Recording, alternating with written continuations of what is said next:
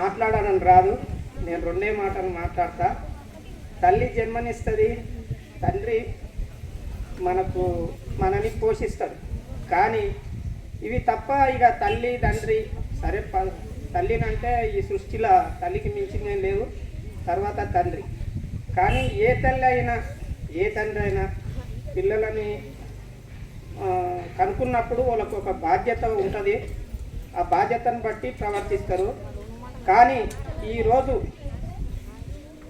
నీవు ఎవ్వరిని పట్టుకున్నా ప్రయోజనం లేదు. నాకు రెండే మాటలు.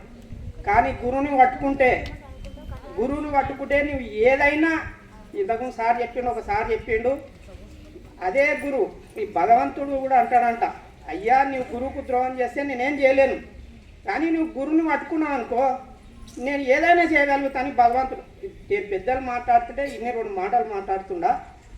గురువుని మించిన దైవం, అందుకే గురువుని తప్ప ఈ ప్రపంచంలో